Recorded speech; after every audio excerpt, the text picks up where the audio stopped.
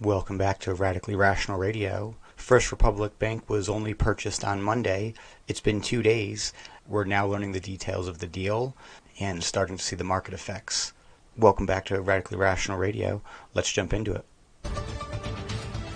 Welcome back to Squawk. Regulators seizing First Republic Bank and accepting a bid from J.P. Morgan to assume its deposits and assets. J.P. Morgan releasing details of that deal just in the last half hour. CNBC's Hugh Sun joins us now. My observation is J.P. Morgan, the big is getting bigger.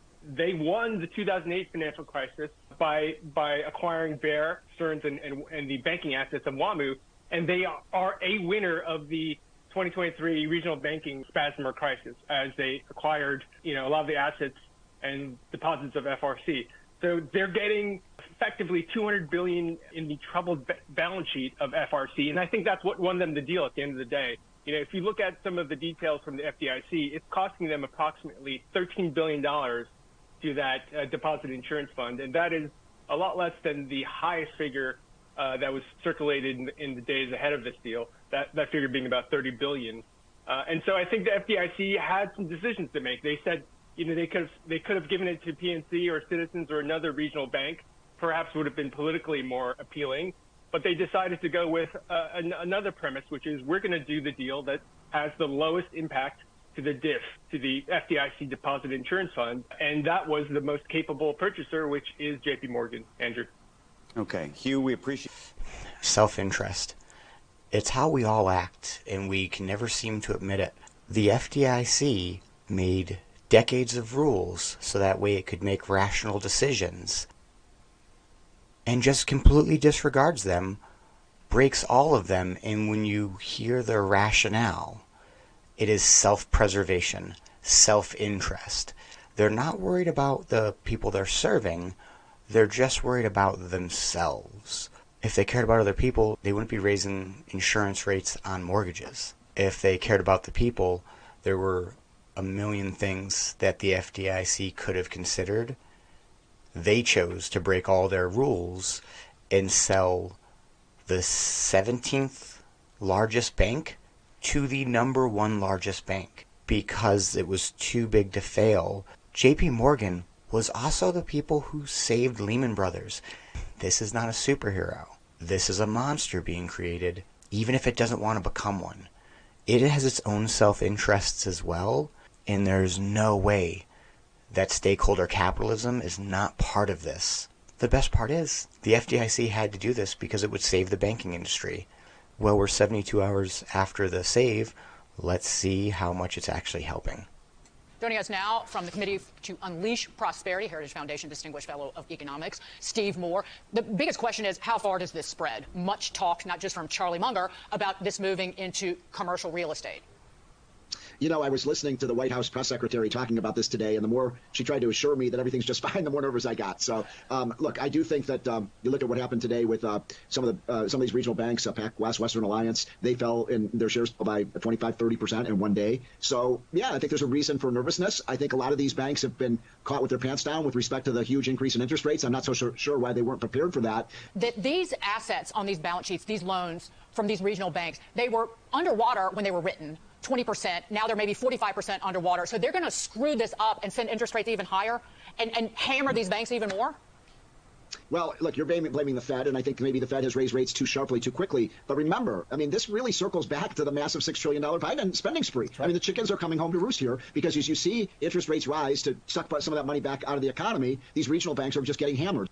You're probably thinking that I believe Biden is the reason for all that massive spending. I think any Democrat elected in his position would end up doing about that much spending, if not more. So it's not Biden's fault. It is the left's fault for not understanding basic finances and thinking that they can spend their way out of trouble. Our government let a lot of rope out, and almost every regional bank in the country used that rope, kind of hung a noose around their necks. And now with interest rates rising, they're going to get choked out. And now you have not only the Fed increasing interest rates, you have the FDIC increasing insurance rates.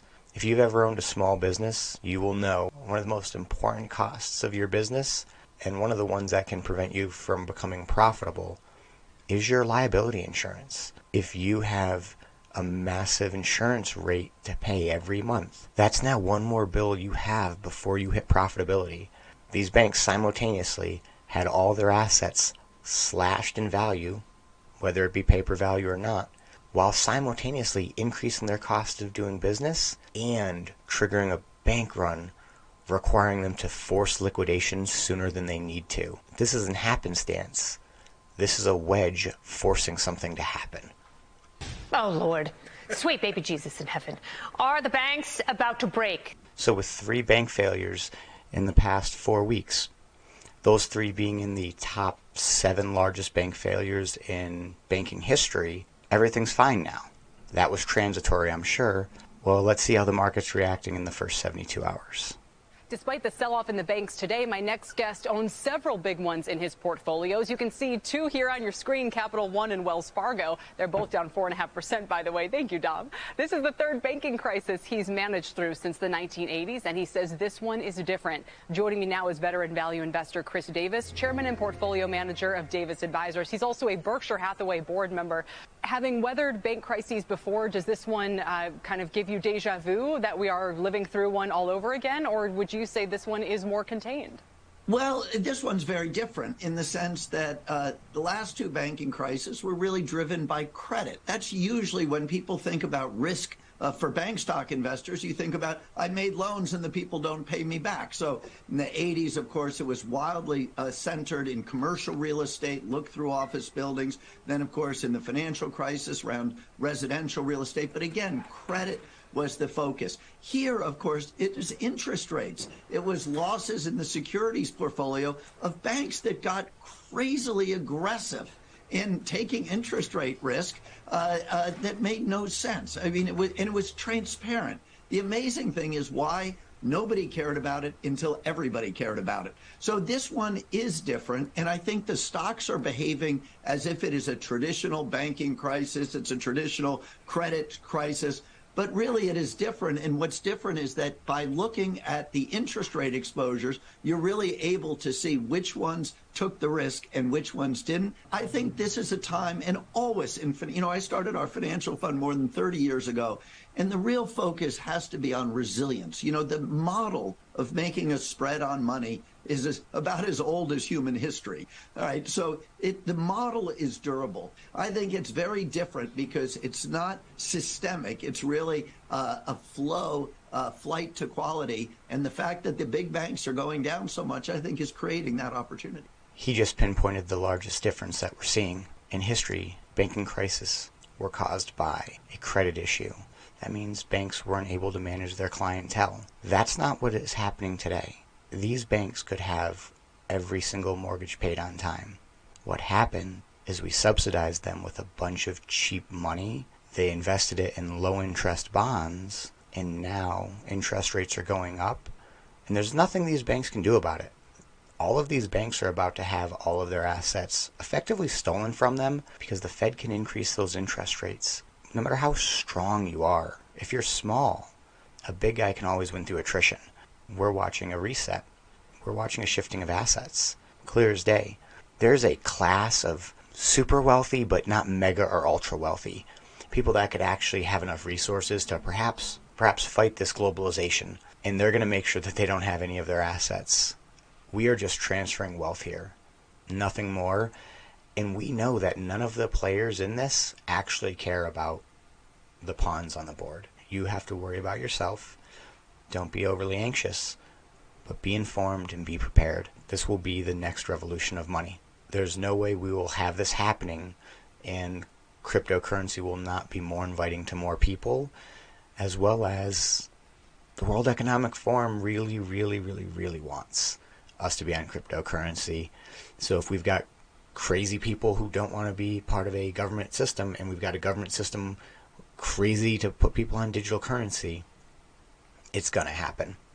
Just remember, income is an illusion. Food, shelter, those are the things that we need, and you only want money to get those things. We need to bring back the term home economics. You can survive and thrive without being a wage slave. I hope you learned something. This is Tristan with Radically Rational Radio. Like, comment, subscribe, and I'll see you in the next episode. Stay resilient.